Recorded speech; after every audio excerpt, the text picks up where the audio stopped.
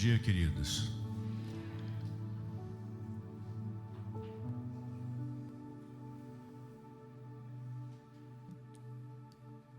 Acordaram mais cedo hoje, né?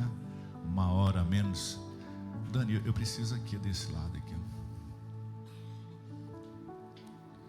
Quero convidar você a abrir a sua Bíblia.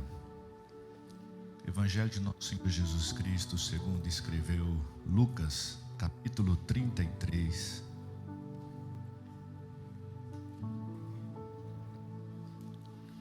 Lucas 23, a partir do verso 33. Lucas 23, 33.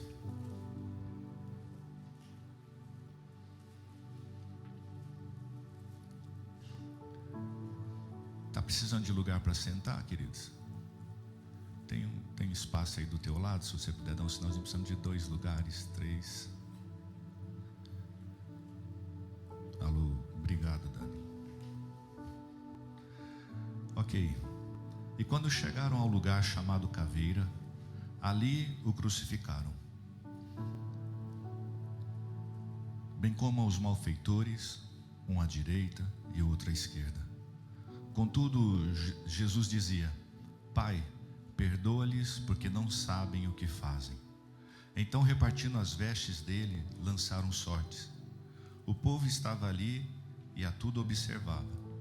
Também as autoridades zombavam e diziam: salvou os outros e a si mesmo se salve, se é de fato o Cristo de Deus, o escolhido.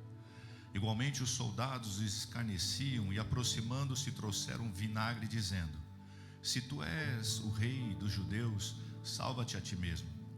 Também sobre ele estava a epígrafe em letras gregas, romanas e hebraicas: este é o rei dos judeus. Um dos malfeitores crucificados blasfemava contra ele, dizendo: não és tu o Cristo? Salva-te a ti mesmo e a nós também. Respondendo-lhe, porém, o outro repreendeu-o, dizendo: nem ao menos teme a Deus, estando sob igual sentença? Nós, na verdade, com justiça, porque recebemos o castigo que os nossos atos merecem. Mas e este? Nenhum mal fez. E acrescentou: Jesus, lembra-te de mim quando vieres no teu reino. Jesus respondeu: em verdade te digo que hoje estarás comigo no paraíso. Queridos, eu queria nessa manhã falar um pouco sobre a crucificação, mas a crucificação de mais 2 pessoas que estavam ao lado de Jesus. Aqui nós sabemos, eu acho que todos vocês sabem da história da crucificação de Jesus, do preço que ele pagou, que foi crucificado, o sofrimento que ele teve, a dor da morte, de ser crucificado. E quando nós estávamos em Israel, o guia nos falava sobre a crucificação, e ele também nos falava sobre as mesquitas, que elas são grandes, né, altas, com torres altas dos muçulmanos, porque para eles, na cultura é o seguinte: a minha mesquita aqui, a minha torre é maior porque eu estou acima de vocês. Então você vê que as igrejas católicas antigamente, e até agora, elas fazem com torres altas para dizer: nós somos superiores a vocês. E ele nos falava assim que as pinturas, né, mostram lá Jesus crucificado no alto, mais ou menos igual está ali. E ele dizia que não era mais ou menos, não era daquele jeito. Eles eram crucificados em lugares um pouco mais baixo, na qual a altura de que um soldado romano passasse com um cavalo, olhasse de cima para baixo para dizer: olha o que nós fazemos com vocês, porque nós somos superiores a vocês. Então, quando eles crucificavam na beira do caminho, aonde eles passavam com o cavalo, os romanos, e olhavam para baixo, dizendo: aqui nós somos superiores a vocês. E aqui nós temos então Jesus crucificado. Não tinha pecado, não tinha erro, não tinha nada que houvesse uma acusação para ele, para dizer: ele fez e ele merece ser crucificado. Porque quem era crucificado eram aqueles que roubavam, aqueles que matavam, aqueles das pior estirpe que podia existir da condenação.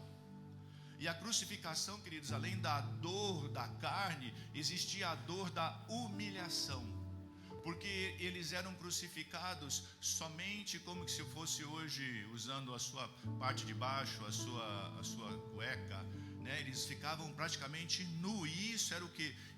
Uma exposição da sua vergonha para todos que passavam ali. Além da dor da carne, existia também a humilhação que eles passavam de estar ali, olha, indefesos e mostrando a sua vergonha para os outros. E ali nós temos então Jesus crucificado, e ao seu lado direito nós temos um ladrão, do seu lado esquerdo nós também temos outro ladrão que pagaram, que mereciam estar ali, mas Jesus não merecia, queridos.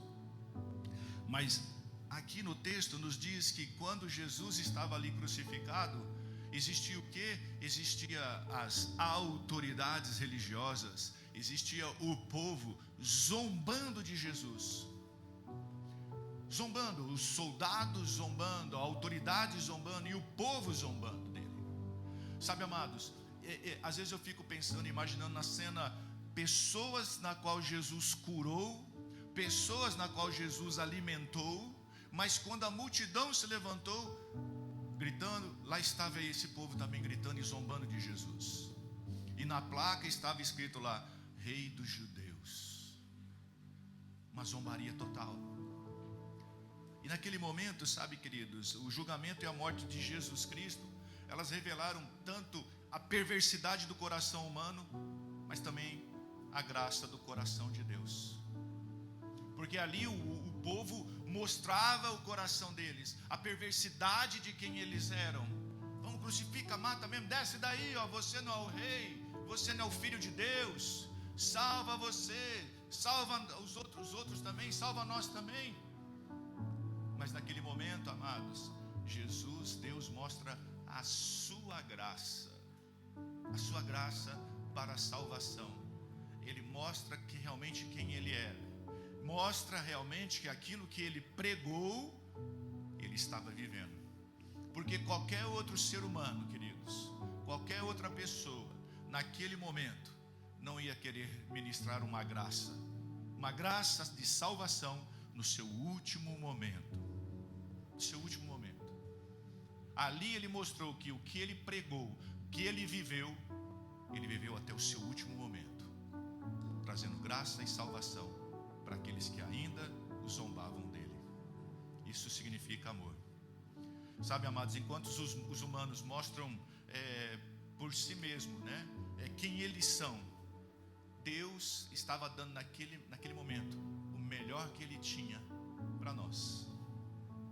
O melhor que Deus tinha, o seu filho, ele estava entregando para nós. Romanos capítulo 5, verso 20 diz assim: mas onde abundou o pecado, superabundou a graça de Deus. Às vezes as pessoas, né, olham para você e podem julgar você dizendo assim: mas você está na igreja hoje? Você, com todos os seus erros, as suas falhas, você está na igreja? A igreja é o lugar para as pessoas enfermas, doentes e problemáticas. Esse é o lugar da igreja. Mas a igreja com Jesus e o nosso caráter, ele tem que ser transformado a partir do momento que nós aceitamos a Cristo, e temos que aceitar uma transformação. Porque sim, nós temos que entrar ruins, doentes, feridos, machucados, mas nós temos que permanecer curados, sarados e transformados no nosso caráter. É para isso que o Senhor nos chamou. E, amados, nós temos falado nesses dias, né, no começo do ano, que esse ano é um ano de portas abertas e novas oportunidades. E oportunidades são coisas que chegam, passam, e nós não podemos perder as oportunidades.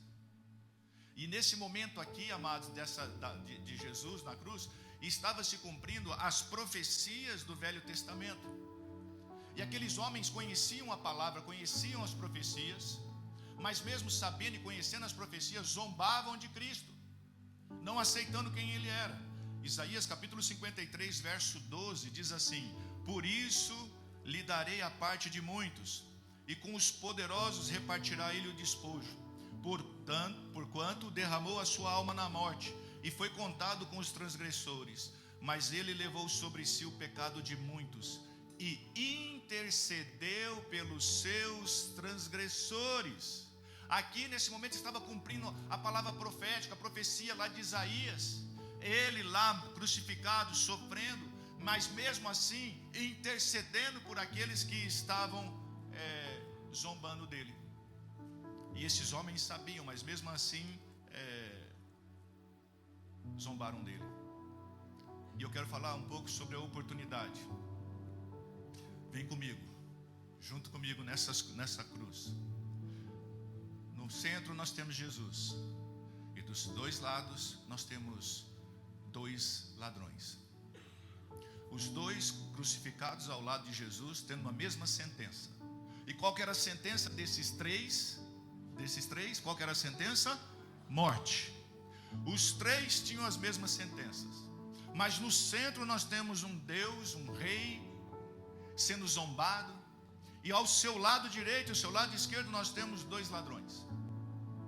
Um desses ladrões entram na pilha daqueles que zombavam, daqueles que estavam escarnecendo a Jesus, e começa também a escarnecer de Jesus, dizendo assim: olha, você não é Deus? Ambos olhavam lá em cima e viam a placa assim: olha, aqui está o rei dos judeus. Todos viram, os dois viram, os dois tiveram a mesma oportunidade, os dois, no mesmo momento, na mesma hora, na mesma condição. Não havia ali diferença entre os dois. Os dois tinham a mesma oportunidade de salvação, sofrendo dor, sabiam que iam morrer, a sua vergonha sendo exposta,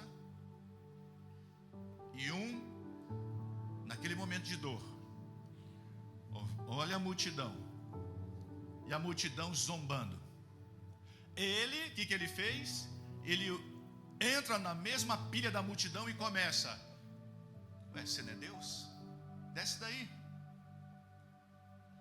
Você não é o Senhor? Sai daí. Você não é o Cristo? Salva você, e salva nós também. Zombando. No momento de dor, no momento de sofrimento, entrou na pilha dos outros. Mas aí nós temos o outro lado, um outro que também, no mesmo momento, condenado, vai morrer, a multidão zombando. Ele teve uma oportunidade como o outro teve. E naquele momento, o que ele fala? Ele diz assim: nós estamos aqui com justiça, nós merecemos pagar pelos nossos erros. Vamos no texto comigo aqui, olha, Lucas 23, 40. Respondeu-lhe, porém, o outro: nem mesmo temes a Deus, estando sobre igual sentença? Nem você, nesse momento que nós estamos aqui, olha, passando por isso, nem nessa hora você se arrepende? Nem nesse momento você se arrepende do que você fez? Você não vê que nós vamos morrer? Você não vê que você vai morrer, mas você não se arrepende dos seus atos? Sabendo que agora não existe mais salvação para você? E ele repreende ele e diz assim: olha, nós na verdade estamos aqui, o verso 41, nós na verdade com justiça, porque nós recebemos o castigo que nós merecemos pelos nossos atos. Você não vê que nós estamos aqui porque sim, nós somos dois ladrões, sim, nós aprontamos, nós roubamos, talvez podiam ter matado, Nós estamos aqui porque nós fomos julgados pela justiça, e com justiça nós fomos condenados, porque nós temos erros, nós temos falhas, e nós estamos pagando pelos nossos erros, porque a lei diz isso. Agora, olhe para ele, ele não tem erro nenhum. E você nessa hora, sabendo que vai morrer, mesmo assim não se arrepende, mesmo assim você não reconhece o seu erro. Olha, queridos, aqui entra uma das coisas mais terríveis que existe no ser humano, que chama-se orgulho. E o orgulho tem levado muitos ao inferno. Posso repetir isso? O orgulho tem levado muitos direto para o inferno. Todos nós temos a oportunidade de crer em Cristo.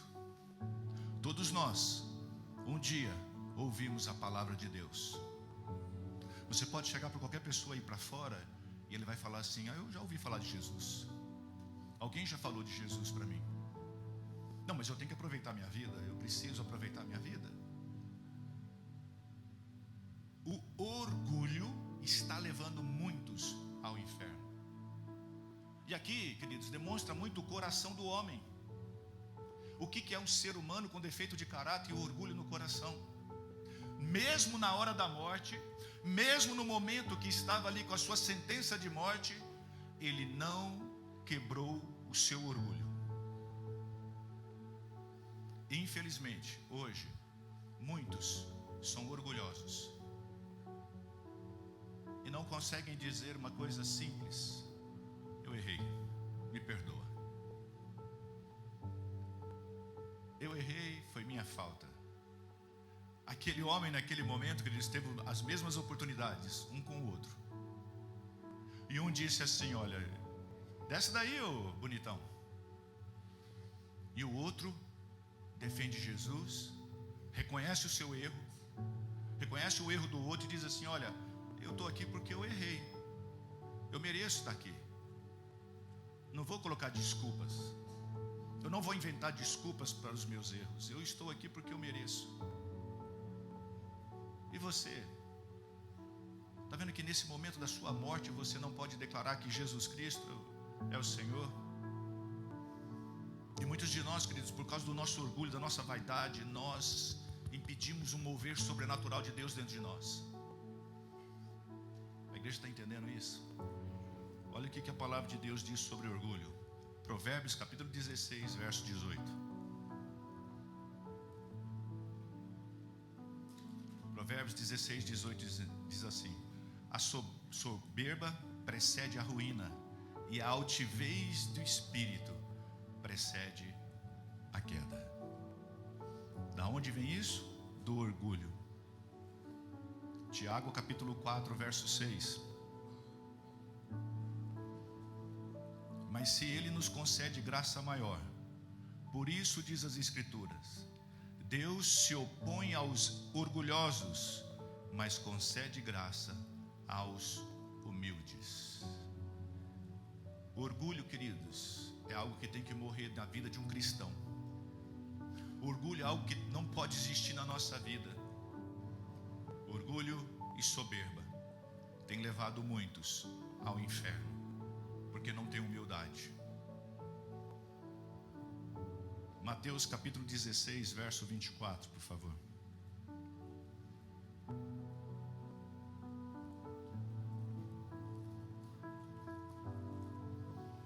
Então disse Jesus aos seus discípulos: se alguém quiser vir após mim, renuncie a si mesmo, tome a sua cruz e siga-me.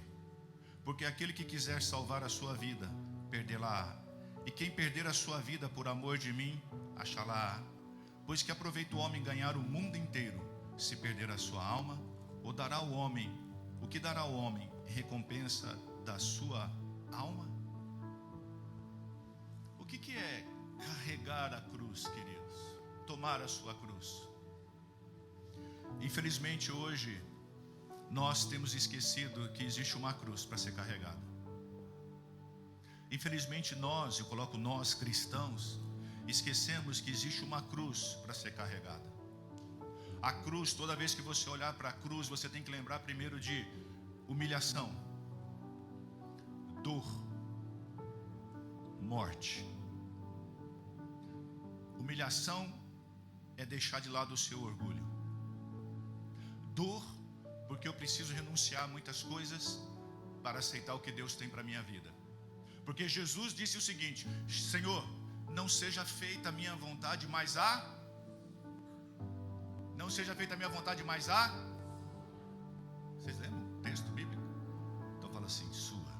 Não seja feita a minha vontade, mas Quem já fez uma oração: Senhor, pode fazer o que o Senhor quiser na minha vida? Quem já cantou aqui assim, olha, como é que é? Não, qual que é aquela? Quebra a minha vida, de novo, eu quero ser. Mó menor. Canta, filha, para mim não ficar fazendo. Você sabe essa música ou não? Então vai lá, Mal menor, vamos lá. Eu e você, vamos. Eu quero ser. Tá ruim, tá pior a dupla?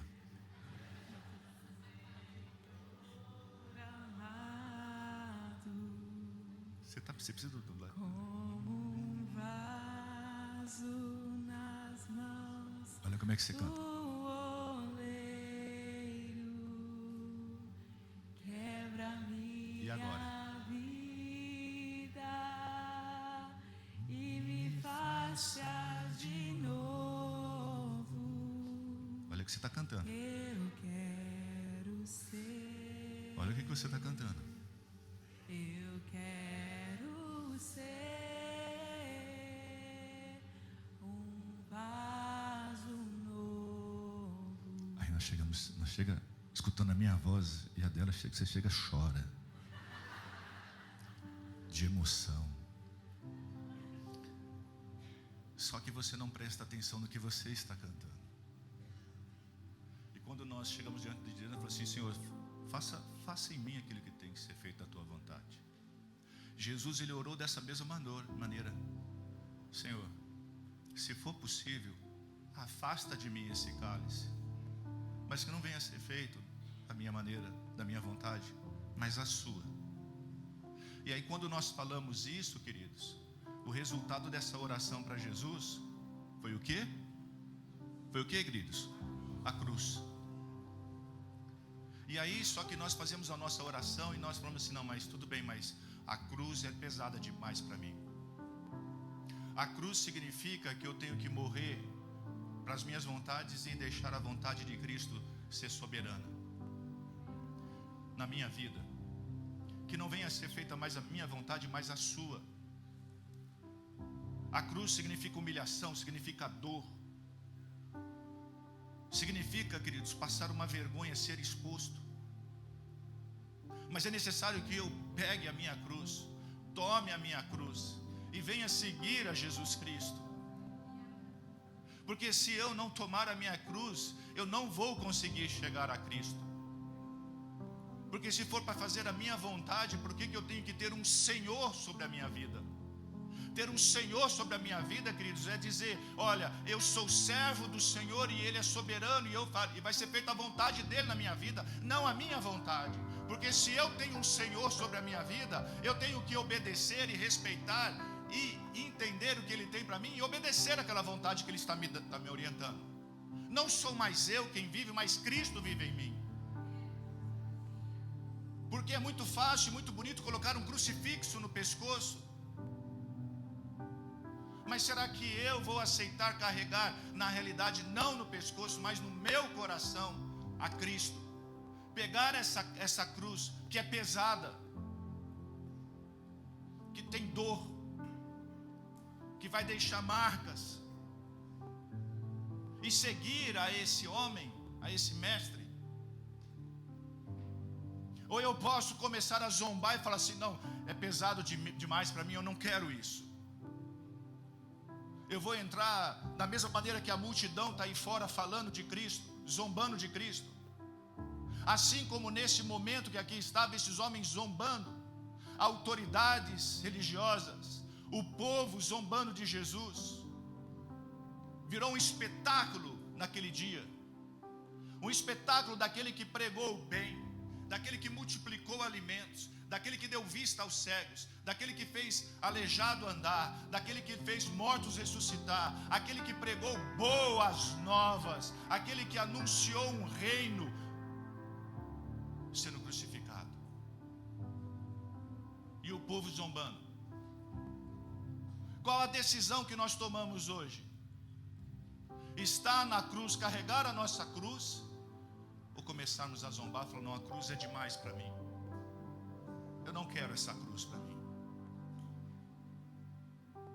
Qual decisão que nós tomamos? Porque nós podemos chegar aqui no altar, chorar, ser bonito. Podemos louvar, declarando, quebra a minha vida. E aí o Senhor vem com um propósito para a minha vida. Não, pera um pouquinho, esse propósito não, deixa eu ir para o outro lado aqui. É muito bonito cantar, é muito bonito levantar as mãos.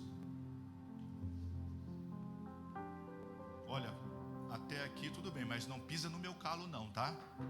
Pisou no meu calo, acabou. Pisar no calo significa orgulho. Eu não levo desaforo para casa, orgulho. Quem é você para falar assim comigo? Orgulho. Eu não aceito, orgulho. E o orgulho está levando muitos para o inferno. O orgulho tem tirado muitas pessoas da presença de Deus. O orgulho tem se tornado, queridos, uma divisória entre muitos e Deus. Porque se eu me declaro cristão, cristão é pequenos cristos, cristão é aquele que segue a Cristo, cristão é aquele que segue os passos de Cristo. Espera um pouco. Qual foi os passos que o meu mestre deu? Ele deu uns passos em direção à cruz, se humilhou, aceitou e no último momento trouxe salvação ainda.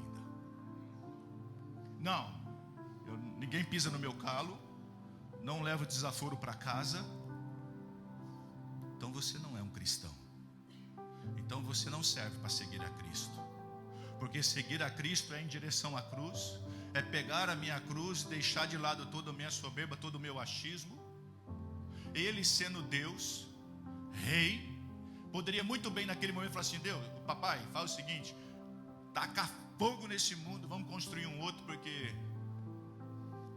Mas eu sei os planos que o Senhor tem. Eu sei os projetos do Senhor. E eu vou me submeter a esses planos, papai. Quando eu entrego a minha vida a Cristo, não é mais os meus desejos, as minhas vontades. Esses dias atrás nós conversávamos e falávamos assim: se eu soubesse o que eu teria que passar para ter igreja nesses 20 anos, eu não teria entrado, né? Por quê, queridos? Não é mais a minha vontade, mas a vontade de Deus. Só que eu sei que Ele tem a boa, perfeita e agradável. Vale a pena pegar a cruz. Vale a pena pegar a cruz, queridos. Sabe por quê? Olha o que esse homem diz aqui no verso 42. Ele diz assim: Jesus, lembra-te de mim quando vieres no teu reino. Esse ladrão, queridos, ele reconheceu que era o Cristo. Sabe, ele poderia suprir a maior necessidade dele, que era a salvação dos seus pecados na hora da morte. E ele teve que ter muita coragem para ir com a zombaria daquela multidão. Ele teve que ser corajoso naquele momento. Mas principalmente ele precisou ter fé.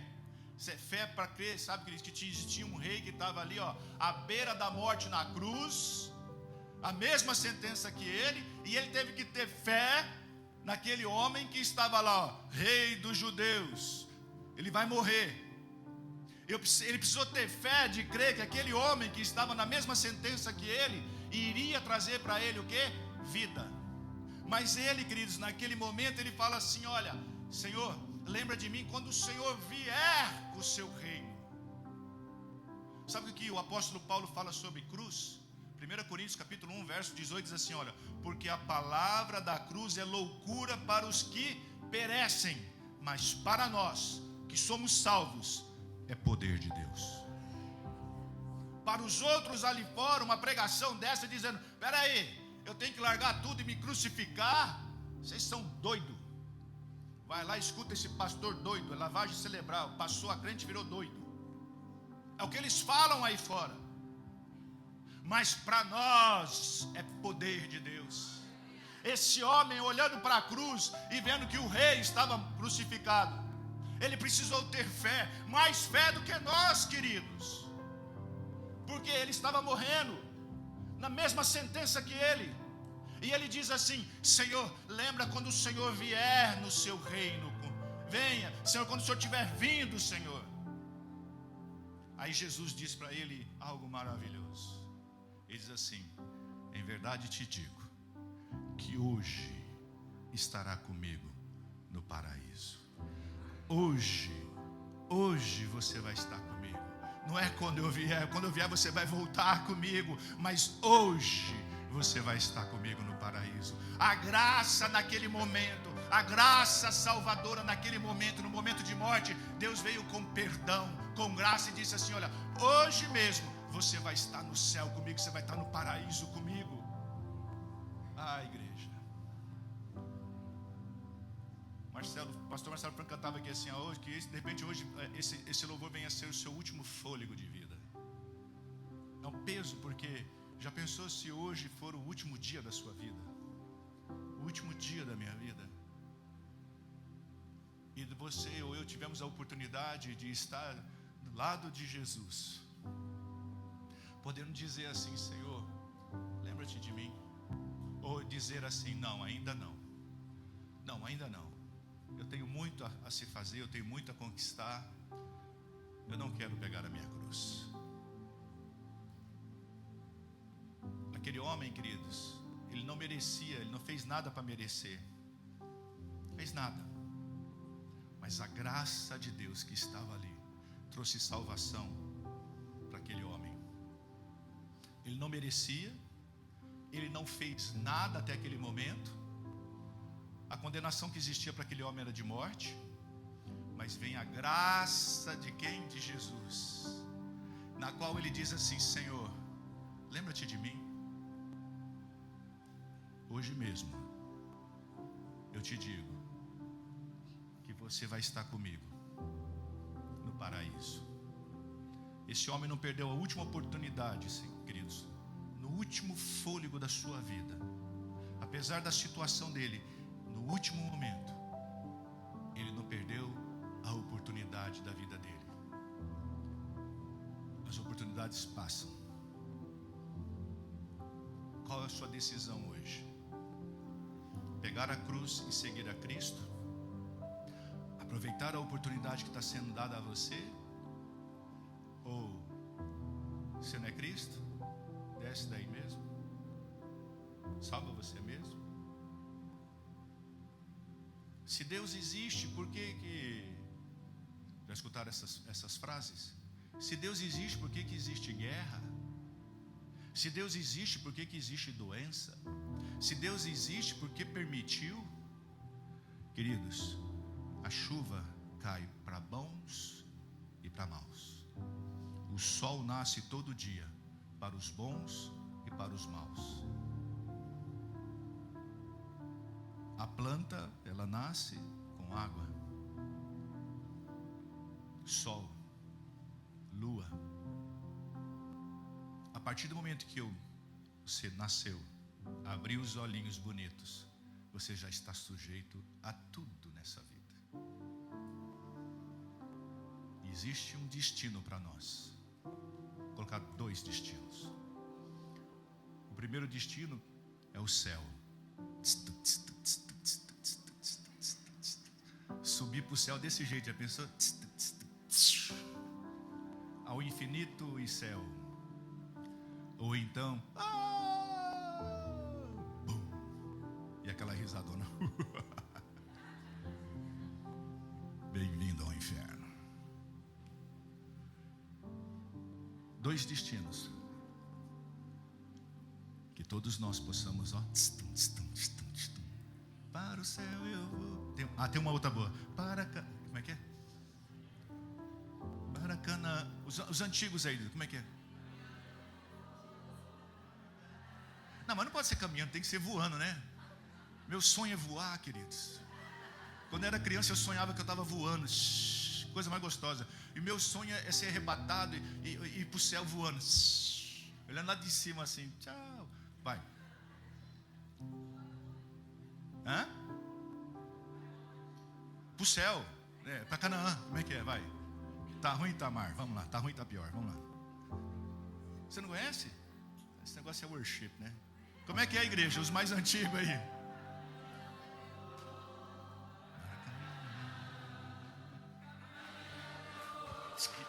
Louvor, sobe aí para nós.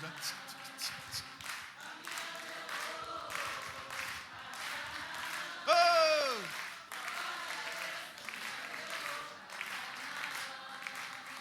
Eu vou voando para Canaã. Olha aí, ó. A Ju sabe. Vem, Ju.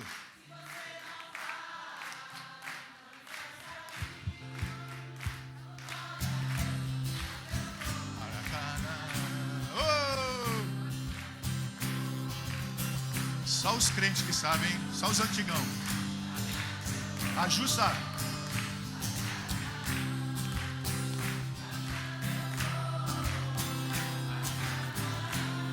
Deus. Glória a Deus, caminhando eu vou para Canaã. É fácil. Se você não vai, Olha aí, ó. não impeça a mim. Se você não vai, não impeça a mim. Se você não vai, não impeça a mim. Pode ficar em pé um pouquinho? Glória a Deus, caminhando eu vou para Canaã. É pro céu que nós vamos, hein? Vai. Para Canaã, caminhando eu vou. Pra onde nós vamos? Caminhando eu vou para Canaã. Glória a Deus, caminhando eu vou para Canaã.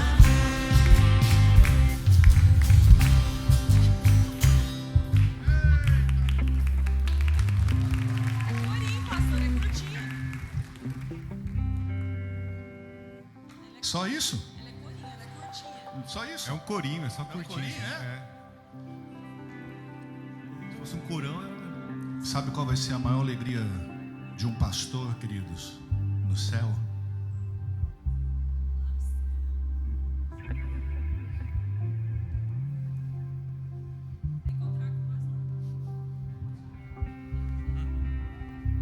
é verdade. Poder chegar e falar: tá aí, Senhor, todas as ovelhas que o Senhor entregou na nossa mão. Poder chegar lá no céu e falar: estão todos aqui. Aqueles a qual o Senhor um dia levou lá e escutou a palavra. Isso é um momento de uma festa tão grande no céu. De chegar lá e nos encontrarmos. Chegar para muitos e falar assim: rapaz, você me fez perder muito cabelo.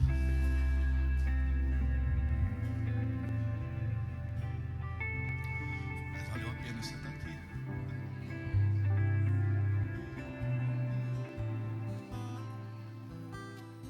Que você venha olhar para a cruz de Cristo e ver que esse sacrifício que Ele fez por você, queridos, você tome a sua cruz. Não impeça o orgulho de impedir você de um dia estar sentado à mesa do banquete com Ele. Mate esse orgulho. Mate isso que eu não levo desaforo para casa. Mate isso. O meu destino, o seu destino tem que ser o céu.